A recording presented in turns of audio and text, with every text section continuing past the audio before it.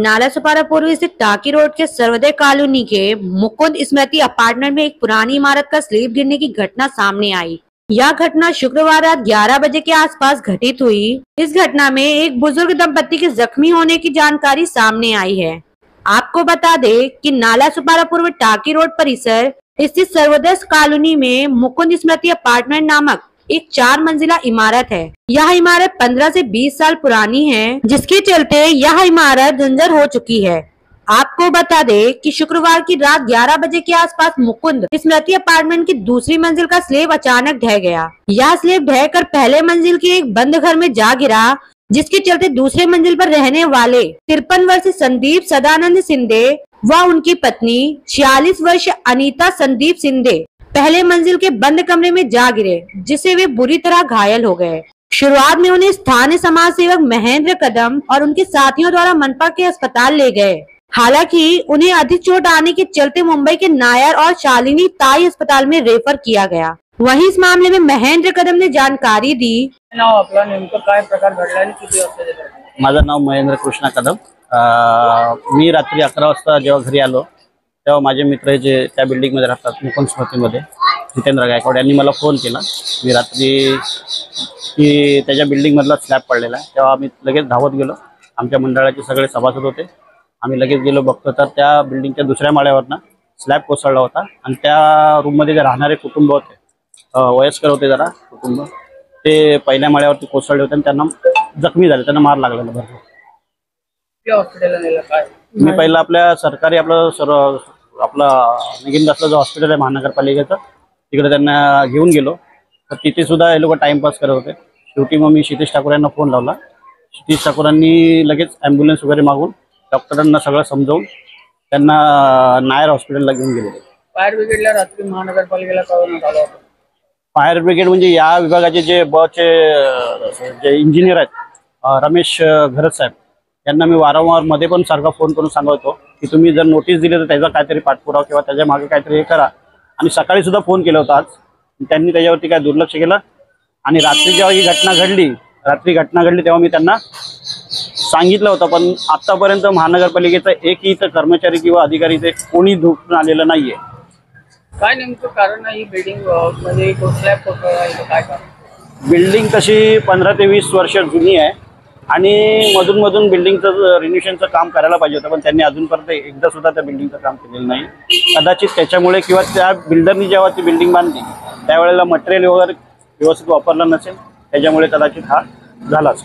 वहीं इस घटना के बाद इमारत में रहने वाले लोगों में भय का माहौल बना हुआ है। वहीं जानकारी मिली है कि मनपा ने इस इमारत को धोखादायक होने की नोटिस जारी की थी। तो वहीं इस मामले में उसी इमारत में रहने वाली गौतमी तांबे नामक महिला ने बताया कि बुजुर्ग दंपति के घर की लादी पहले से ही हिल रही थी, पर सवाल यह उठता है कि लादी हिलने से स्लैब का क्या लेना देना। माझं गौतमी संजय तांबे।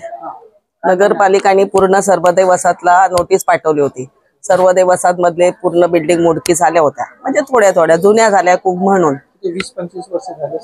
हा 20-25 वर्ष झाली, पण सर्वांनी काम चालू केलं, आम्ही पण काम चालू केलं। आता झालं काय, आमच्या ह्या दुसऱ्या माल्याच्या रूमावरती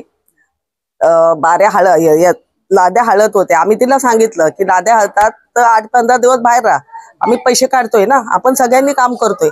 आता आम्ही बाजूचं काम केलं। पहिला आम्हाला त्रास होता की टॉयलेट बाथरूमची पाठची लाईन, त्याचं आम्ही काम केलं। आता परत पैसे निघायला पाहिजे ना, लोकांकडे पैसे पण असायला पाहिजे। आता आम्ही पैसे काढून, उद्या आमची मीटिंग होती, परत आम्ही उद्या काम चालू करणार होतो। त्यांना सांगितलेलं शिफ्टिंग करा, त्यांना जागाही होती, पण त्यांनी केली नाही। त्यांनी रात्री बोलले, एक्सेप्ट केलं तिकडे, की मुलीला बोलली फोनवर की मी तुला सांगितलेलं लाद्या लावायच्या, पण तू बोलली पैसे आल्यावर लावू, पण आम्हाला तू का नाही सांगितलंस? तुझ्या लाद्या हळतात ना, तुला आम्हाला सांगणं जरुरी आहे ना। नेमकी ही घटना घडली, या सगळ्या घटनांमध्ये महानगरपालिका का नाही येताना दिसत? म्हणजे एखादा माणूस मेला तिथपर्यंत थांबते, लोक येत नाही, म्हणजे त्याच्यावर म्हणा। आता बघा, महानगरपालिका 6 नंतर बंद होते, बरोबर आहे।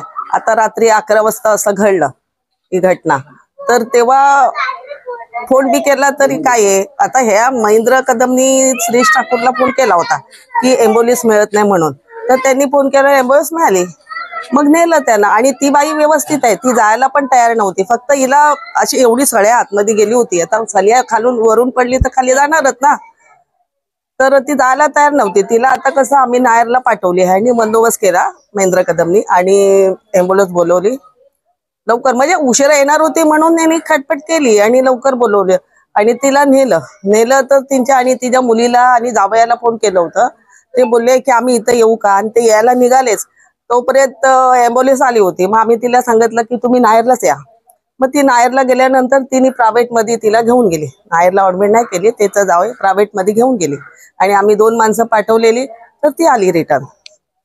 एवढंच. आणि ह्याच्यात काय, आम्ही बिल्डिंगवाले सर्व मिळून काम करतोय की आम्ही काम नाही करत आणि ही घटना घडली अशातली गोष्टी नाहीये. नगरपालिकाने स्वतःहून पुरं सर्वोदय वसाहतला नोटीस दिली होती, आहे की नाही, आणि आम्ही काम चालू केलं. नाही केलं असं गोष्ट वेगळ्या, पण झाली होतं कुठेतरी चुकी त्यांची पण आहे. त्यांनी एक्सेप्ट केलं की मी लाद्या मुलीला सांगितलं, तिने मोबाईलवर बोलली, आम्ही त्याचं हे शो पण केले. ती स्वतः बोलली लाद्या हलत होत्या, तर मुलीला सांगितलं की पैसे काढायचे. मुलगी बोलते पैसे आल्यावर करू. पण तू आम्हाला सांग ना बिल्डिंगवाल्याला, आम्ही मिटिंग करतो ना, 8-8 दिवसात आपली मिटिंग असते. तू आम्हाला लोकांना सांग की लाद्या हलतात, तुला आम्ही बंदोबस्त केला असता ना. कसं वाटतं तुम्हाला? चूक बिल्डिंगवाल्याची चुकी नाही किंवा आमची चुकी नाही, त्यांची स्वतःची चुकी आहे. वहीं क्या इस इमारत का रख रखाव अर्थात मेंटेनेंस सही समय पर नहीं किया जा रहा था, जिसके चलते यह घटना घटी।